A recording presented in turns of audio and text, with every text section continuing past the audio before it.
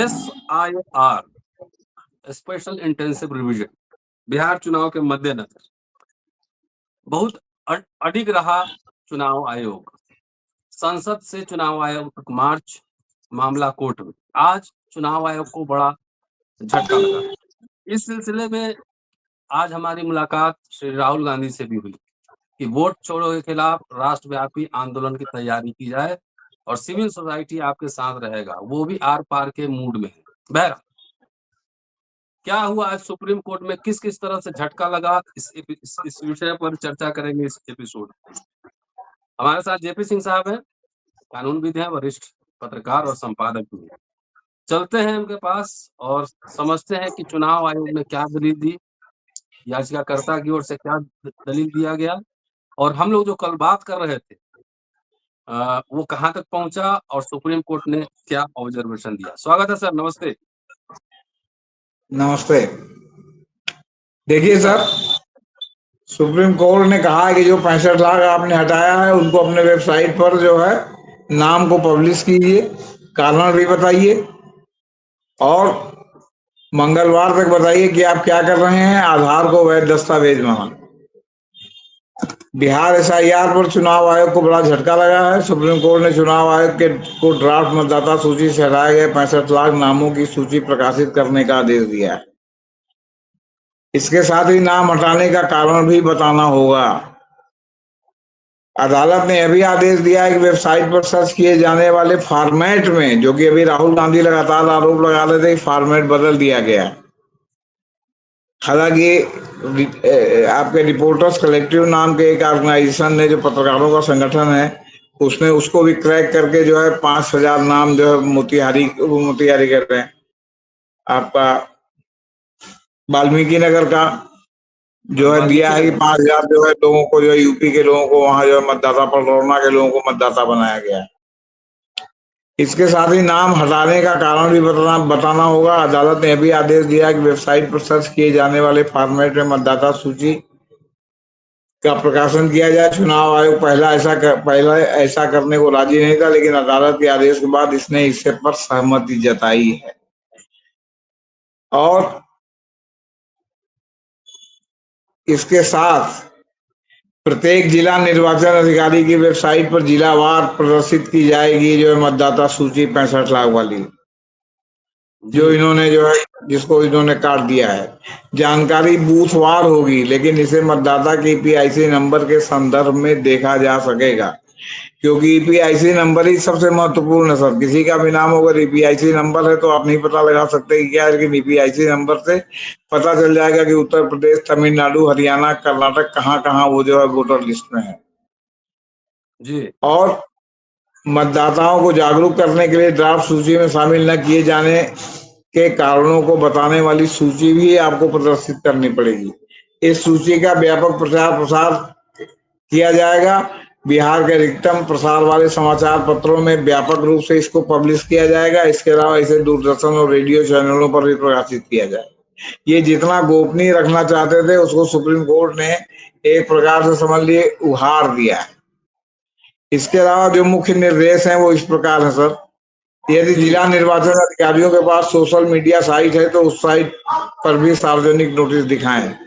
सार्वजनिक नोटिस में साफ तौर पर उल्लेख किया जाएगा कि प्रभावित व्यक्ति अपने आधार कार्ड की प्रति के साथ अपने दावे प्रस्तुत कर सकता है। मैंने आधार कार्ड भी मान लिया गया एक प्रकार से प्रोग्राम कर, चूंकि लिखित आदेश है इसलिए इस बार उनको मानना ही पड़ेगा।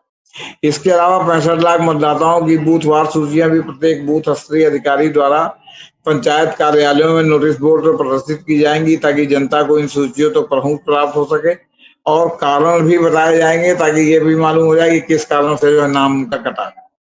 बिहार में मतदाता सूची पर सुनवाई के दौरान चुनाव आयोग ने गुरुवार को सुप्रीम कोर्ट के सामने अपनी दलीलें रखी। चुनाव आयोग ने दलीलों की शुरुआत करते हुए कोर्ट से कहा कि उसके पास कुछ निर्णय लेने के लिए पर्याप्त शक्ति है। इस दौरान चुनाव आयोग ने सुप्रीम कोर्ट में जिला स्तर पर पलायन कर चुके, स्थानांतरित हो चुके मतदाताओं की सूची साझा करने पर सहमति जताई। इसके बाद सुप्रीम कोर्ट ने चुनाव आयोग से 19 अगस्त तक मतदाता सूची से हटाए गए 65 लाख मतदाताओं की पहचान खुलासा करने को कहा कोर्ट ने 22 अगस्त तक अनुपालन रिपोर्ट मांगी है। सबसे इंपॉर्टेंट यही है, अनुपालन रिपोर्ट। अनुपालन रिपोर्ट न मांगे जाने के कारण अक्सर ऐसा होता है कि वो इस कान से सुनते हैं और इस कान से निकाल देते हैं, मामला अनिश्चित काल के लिए लंबित पड़ा रहता है। लेकिन कंप्लायंस रिपोर्ट जब आती है तो उसमें इनको ये कहना पड़ता है कि हाँ, हमने आपके सारे निर्देश का कंप्लायंस कर दिया, या इतना कर दिया, इतना अभी बाकी है, इतने दिन में कर देंगे। तो फिर वो आपके दोबारा कर देंगे, ठीक है इसको कर देंगे, तो फिर आप कंप्लायंस रिपोर्ट दीजिएगा कि अब ये पूरा हो चुका है। अच्छा, अब ये जो 65 लाख नाम का जो असली गोलमाल था, तो ये जो है वो जो क्या कहते हैं, इनको सार्वजनिक करना पड़ रहा है।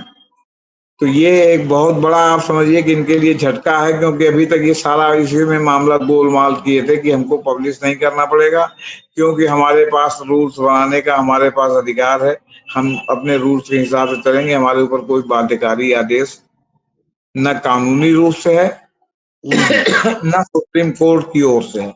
लेकिन अब तो इन्होंने लिखत पढ़त में आदेश दे दिया है, तो अब तो ये मामला जो है वो क्या कहते हैं, इनको कंप्लायंस करना पड़ेगा। चुनाव आयोग ने यह भी कहा है सुप्रीम कोर्ट में कि 6.5 करोड़ लोगों को एसआईआर के लिए कोई दस्तावेज जमा करने की आवश्यकता नहीं है, ऐसा उसका अनुमान है। सुनवाई के दौरान उनके वकील से सुप्रीम कोर्ट ने यह भी पूछा कि आप उन लोगों के नाम क्यों नहीं बता सकते जो मर गए हैं या पलायन कर गए हैं या दूसरे निर्वाचन क्षेत्रों में चले गए हैं। कोर्ट ने यह भी कहा कि आप इन नामों को डिस्प्ले बोर्ड पर या वेबसाइट पर क्यों नहीं डाल सकते, इससे पीड़ित 30 दिन के भीतर सुधारात्मक उपाय कर सकते हैं। मतलब आज सुप्रीम कोर्ट का जो है आपके ये सब डायरेक्शन देते समय काफी नजरिया बदला हुआ था, वरना अभी तक जो कोर्ट में बात चल रही थी उसमें जो सुप्रीम कोर्ट सवाल पूछ रहा था, उससे ऐसा लगता था कि जैसे कोई रिलीफ नहीं मिलने वाली है। चुनाव आयोग ने सुप्रीम कोर्ट से कहा कि मृत, विस्थापित एवं स्थानांतरित हुए लोगों के नामों की सूची राजनीतिक दलों के कार्यकर्ताओं को दी गई है।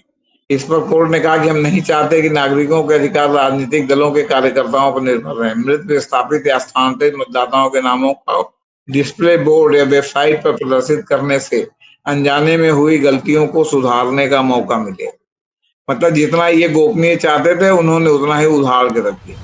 सुप्रीम कोर्ट ने कहा कि वेबसाइट स्थानों के विवरण के लिए सार्वजनिक नोटिस जारी करने पर विचार करें जहां लोगों की जानकारी मृत, विस्थापित या स्थानांतरित साझा की जाती है। अब कोर्ट ने कहा कि आयोग हमें बताए कि 2003 में बिहार में मतदाता सूची पुनरीक्षण के दौरान मतदाताओं से कौन से दस्तावेज लिए गए थे। एक पक्ष की ओर से पेश हुए वकील निजाम पासा ने अदालत से कहा कि अगर पहले हुए एसआईआर की तारीख 1 जनवरी 2003 चली जाती है तो सब कुछ चला जाता है। यह वह तारीख है जब मतदाता सूची में संशोधन के लिए गहन कवायद की गई थी। यह कहा जा रहा है कि उस समय जारी किया गया ईपीआईसी कार्ड समय समय पर किए गए संक्षिप्त अभ्यासों के दौरान जारी किए कार्ड से अधिक विश्वसनीय है, जबकि यह दावा गलत है। उन्होंने पूछा कि यदि गहन और संशोधन के तहत नामांकन की प्रक्रिया एक है तो अभ्यास के तहत जारी किए गए ईपीआईसी कार्ड को कैसे खारिज किया जा सकता है। वकील ने कहा कि 2003 की तारीख अवैध है और यह समझदारीपूर्ण अंतर पर आधारित नहीं है। मेरे गणना फॉर्म की कोई रसीद नहीं दी जा रही, नहीं रसीद को प्रमाणित करने वाला कोई दस्तावेज दिया जा रहा है।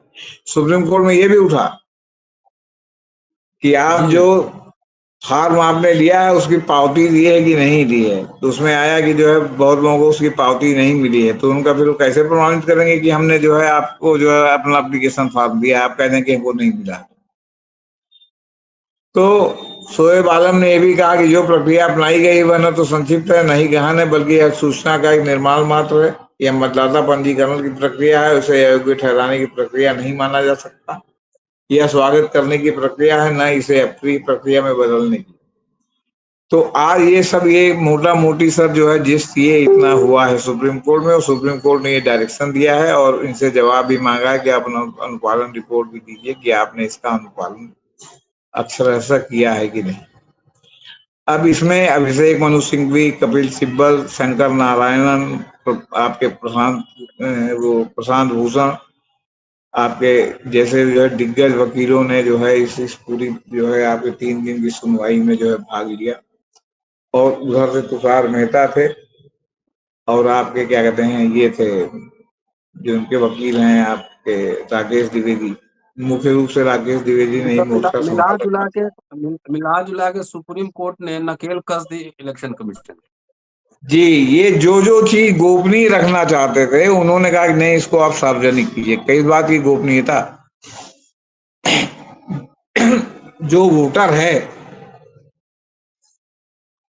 उसको तो सच्चाई पता चलनी चाहिए ना, कि क्यों उसका नाम जोड़ा जा रहा है, क्यों उसका नाम काटा जा रहा है, क्यों उसे मृत दिखाया गया है, उसके परिजन को क्यों जो है स्थानांतरित दिखाया गया है।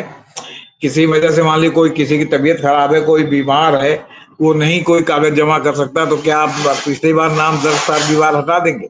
4-4 इलेक्शन, 8-8 इलेक्शन, 10-9 इलेक्शन में उसने न केवल जो है विधानसभा बल्कि जो है आपके क्या कहते हैं लोकसभा में भाग लिया, पंचायत चुनाव में भाग लिया, स्थानीय निकाय में भाग लिया, और अब आप उसको कहिए कि आप ये प्रमाण पत्र दीजिए, नहीं तो नहीं होगा। और ये जो आधार कार्ड को उन्होंने कहा कि इसको जो है वैध माना जाएगा, ये बहुत महत्वपूर्ण बात है, क्योंकि ये अगर मान हम्म लिया जाएगा तो आप समझिए कि आधे से ज्यादा समस्या का स्वयं निराकरण हो जाएगा। हम्म तो कहने का मतलब है कि आज सुप्रीम कोर्ट ने उम्मीद से ज्यादा, लेकिन हम इससे फिर कहेंगे, ये जो राहुल गांधी का संसद मार्च था 300 इसका सांसदों को लेकर, आपका ये जो इस पूरे मामले को जो है जनता के बीच में ले जाने का निर्णय था, इसकी जो सार्वजनिक घोषणा थी, और इस हम्म बीच में एक डेवलपमेंट और हुआ है। 3 साल बाद जी एक सरपंच को जो है हरियाणा में चुना गया है, क्योंकि जो है वो सुप्रीम कोर्ट ने ईवीएम मशीन मंगवा के, जिसमें वोट पड़े थे, अपने यहाँ जो है अपने अधिकारी को लगा के उसको गिनवाया, जिसमें दोनों प्रत्याशी मौजूद थे, और उसमें है कि जो है वो क्या कहते हैं ईवीएम में बहुत से वोट जो है जिसने याचिकाकर्ता के पक्ष में जो वो गिने ही नहीं गए थे। तो एक ईवीएम में नया खुलासा हुआ है, तो ऐतिहासिक निर्णय है कि मंगवा के अपने यहाँ काउंटिंग कराया। और हम्म दूसरा ऐतिहासिक निर्णय है कि भाई पहली बार ईवीएम मशीन की भी रिकाउंटिंग हो सकती है।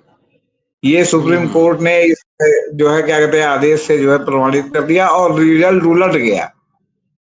जो जीता था हम्म कैंडिडेट वो हार गया, जो हारा कैंडिडेट था वो उसको जीत गया। उसको 2 दिन के अंदर शपथ ग्रहण का। तो एक ईवीएम से संबंधित या चुनाव से संबंधित एक ये भी मामला है। दूसरा मामला है कि क्या कहते हैं आपके तमाम चीजें जो हो रही कि ये फर्जी निकल रहा है, वो फर्जी निकल रहा है। मरे हुए आदमी का जो है क्या कहते हैं वोटर लिस्ट पे नाम है, और आज भी तेजस्वी ने कुछ इस तरह की बताया है कि जो है कैसे कैसे जो है डुप्लीकेट ट्रिप्लीकेट नाम है। तो ये सारी बातें, कोई लाख कहे कि हम अखबार पढ़ते या नहीं पढ़ते, लेकिन पब्लिक डोमेन में है, तो ये पब्लिक डोमेन में ये सब बातें जाती हैं। और अखबार भी कौन से हैं? अखबार ये कोई जो है आपके मुख्य धारा के हिंदी अखबार नहीं है, बल्कि अखबार इंडियन एक्सप्रेस है, हिंदू है, न्यू इंडियन एक्सप्रेस है, और भी जो दक्षिण भारत के अखबार हैं, ये सब हैं जो इस तरह की सब खबरें छाप रहे हैं। हिंदी के तो ज्यादातर अखबार लाख दरबारी छाप रहे हैं। जी। चलिए सर, बहुत बहुत शुक्रिया। और ये तो इसीलिए हम लोग बार बार कहते थे ना कि लोकशाही में जन आंदोलन और सड़क पे उतरे बगैर जो है ना कोई विकल्प नहीं है। सब कुछ वो न्यायालों पर वो नहीं सर छोड़ा जा सकता है। हुसैन कुमार की गजल है, जी। कौन कहता है आसमानों में सुराख नहीं हो सकता, बात नहीं। एक पत्थर तबीयत से उछालो यारो। ये एक जो कस्टमरी धरना प्रदर्शन हो गया, गिरफ्तारी दे दी गई, ये नहीं, उसको एकदम बिल्कुल जन आंदोलन की तरह आप जब प्रस्तुत लॉजिकल करेंगे, मैनर। हाँ, तो उसका जो है आपसे बता रहे हैं आसमान में छेद जरूर होगा, ऐसा मेरा दृढ़ विश्वास है। और मैंने इलाहाबाद में लोहिया जी की कर्मभूमि और जवाहरलाल नेहरू की भी कर्मभूमि थी, यहाँ मैंने देखा है वो सारा तेवर समाजवादियों का चला गया है, वरना समाजवादी तो यहाँ आपके क्या कहते हैं जनता में जो है वो क्या कहते हैं जागरूकता करके, और जो है वो आंदोलन करके बड़ा बड़ा से बड़ा तानाशाह को जो है धूल चटा देते थे। एक बार महमूद भट्ट नाम का एक तानाशाह यहाँ नगर निगम में प्रशासक होकर आया था, और उसने पूरे इलाहाबाद में नाली खुलवाने के ठेका ले लिया था, और जगह जगह तोड़ फोड़ ये वो।